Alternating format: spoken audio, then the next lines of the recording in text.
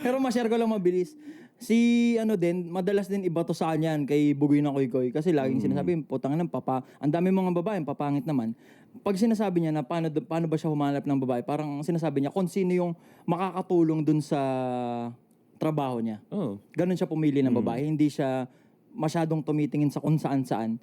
Ang tinitignan niya kung sino yung makakatulong dun sa shit niya. I agree. Pero on some part, tanga na tol, di sila pangit eh. Yung mga itsura yung mga babae. Totoo, tol. Pinay. Nakita ko personal eh. Oo. Pinay. Mga itsura sila. Tsaka pare, Iba yung definition ng pangit sa...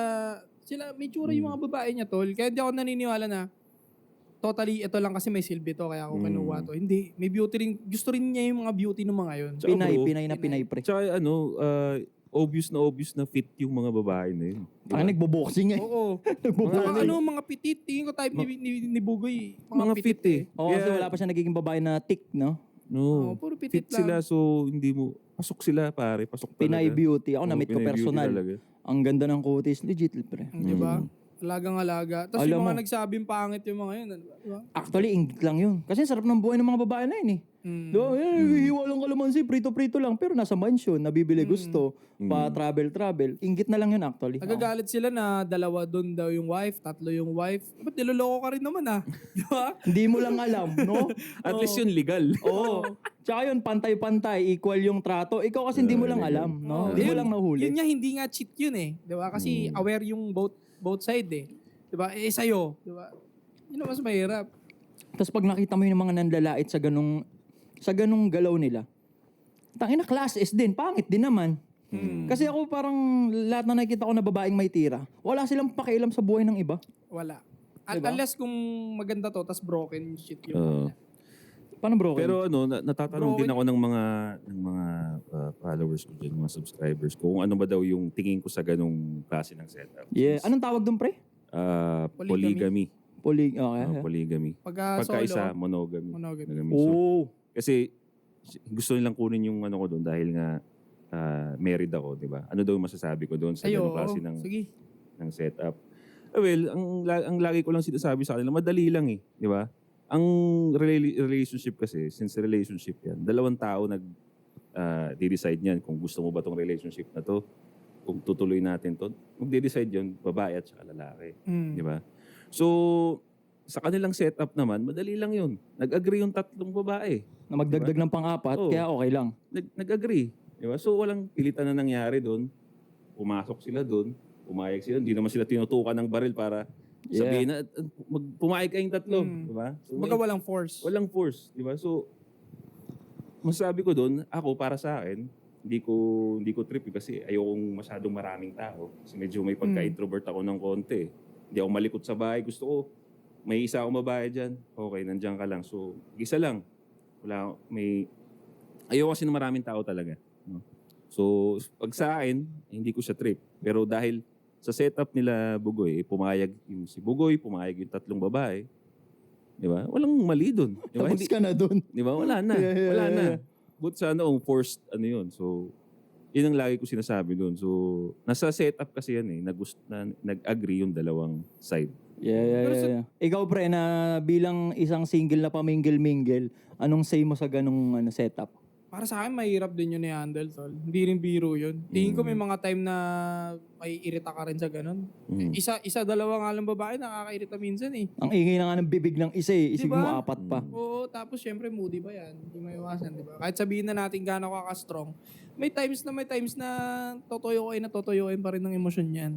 Pipitik-pitik pa rin yan ng konti, di ba? Oo. Kasi babae yun eh, normal na yun. Babae yun bro. Emotional creature na alam na natin yan eh. Na, doon talaga, yun yung sa DNA nila, yun yung tumatakbo doon. Kaya, may konting, pag may mga period sila, di ba? Mas nagle-level up yun, pare. Di ba? Mas sensitive. Nagta-times to yun. Oh, so, sensitive sila. So, imposibleng walang nangyayari doon na, pero... Nagigets ko rin sa point mo na ayaw mo ng marami. Kasi, yun nga, parang tayo ng gulo nun, pre, no? Ang dami. Oh, hindi. Isipin mo. Gusto ko lang talaga simpleng buhay lang na maraming pera. Siguro masarap siya pagka kumbaga kikitain mo na lang sila sabay-sabay. Oo. Pero yung sabi mo nasa isang bahay kayo all the time. Ako, Ayoko ng ganun. Chaos. kailangan pambihirang type shit na lalaki ka rin para ma-handle yung ganun. Ikaw, sa madaling sabi, ikaw pre, kung loloobin, okay lahat, smooth lahat, go ka sa ganun. Parang ikaw personal. Like for example, loloobin, di natin sinasabing mangyayari. Kunyari, yung partner mo okay sa ganun. What if lang? Oo, okay ka sa ganun. Magdadagdag ka. If kunyari, kasi ako bro, naniniwala ako na kung ano yung para sa akin na yung dinadaanan ko dumating tong mga to. Yeah. Why not? Diba? Grab the opportunity. Okay, alright. For example, meron akong wife ngayon. May kumausap sa kanyang babae na sinabi, gusto mo yung partner mo, ganyan-ganyan. Oh. Nag-agree silang dalawa. Ba't ako tatanggi?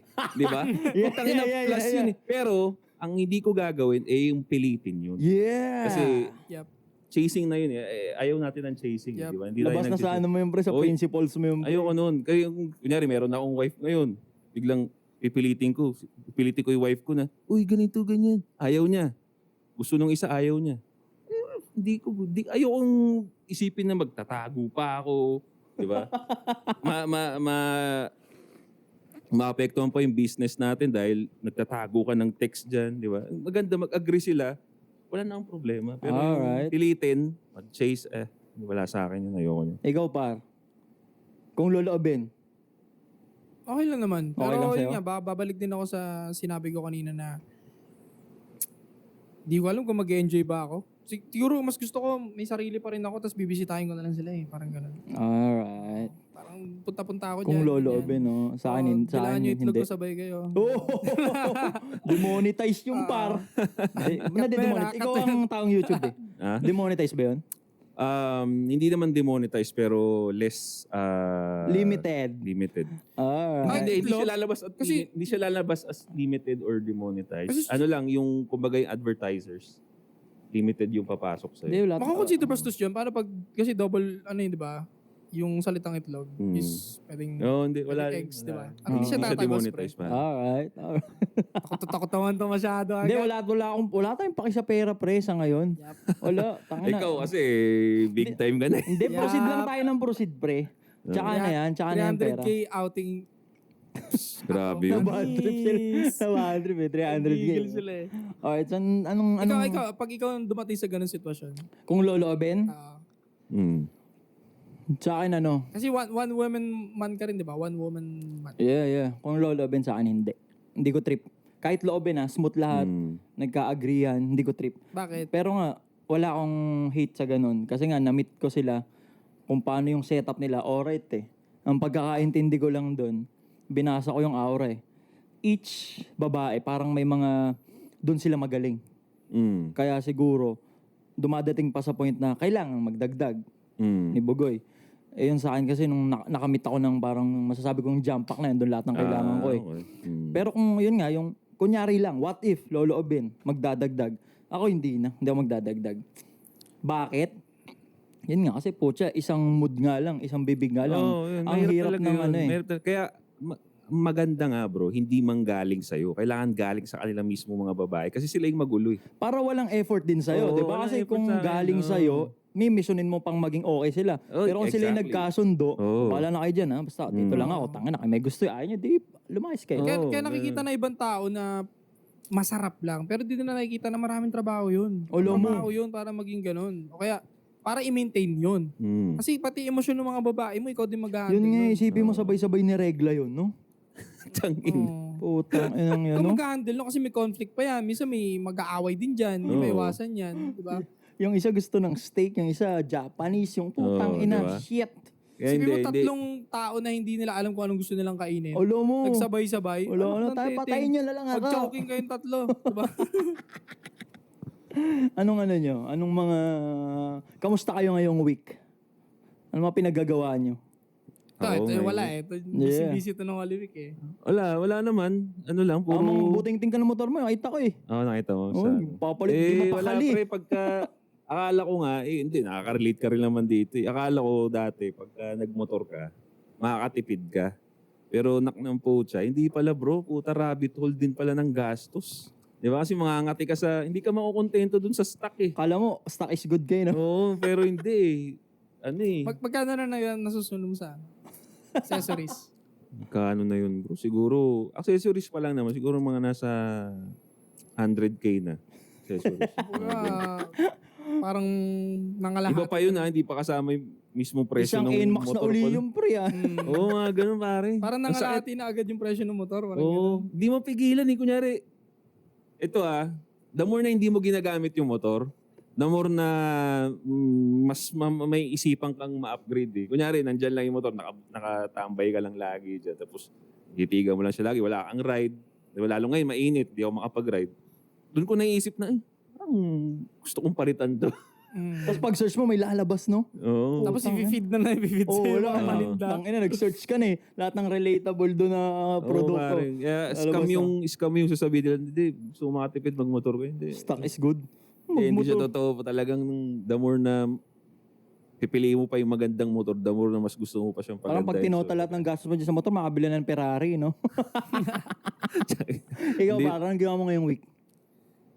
Wala, pag-alagala lang ako. Punta-punta kung saan-saan. Playboy na play. Ito kasi sa tropa natin, siya ang Pinaka-playboy. talaga. Yung mga pabanjing-banjing lang eh.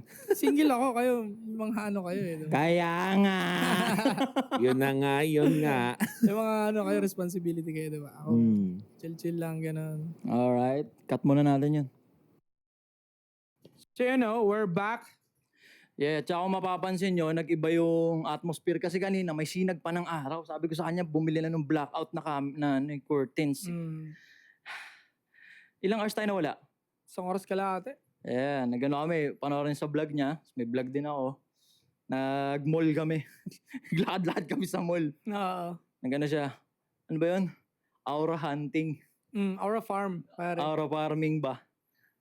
Nakakaano siya nakakaboost ng aura niya yung mga ganun pag nakakita siya ng mga babae na nakatingin sa kanya. Parang ano to Sino yung pre? Yung Parang baliktad yung... energy ball ba? Parang baliktad yung Aura Farm kanina. Aura farm. Anyway, sabi nga namin sa inyo, lapag niyo yung comment nyo dyan sa comment section kasi babasahin na Ayan na. namin yan. Ayan na. Ibabasa na. Babasa na kami. Okay. Kala nyo di kami nagbabasa. Mula kay bartender_56. Okay. Tanong lang, boss, ano ang mas preferred? Magjowa habang naratrat sa buhay o rumatrat muna bago maghanap ng jowa? Nakakalito kasi boss minsan, nakakainggit. And kapag mayaman na ako at saka ako magjojowa, baka pirahan lang ako. Anong dapat? Sa akin, lagi kong pinapayo sa mga soy ko, lagi rin tinatanong sa akin yan. Lagi kong pinapayo, dapat habang nag-grind ka, may time ka pa rin mag-flirt. May alam ka pa rin. Kasi Yeah. maraming mayaman tol na walang alam sa babae, bili lang sila ng bili. Hindi masaya yun.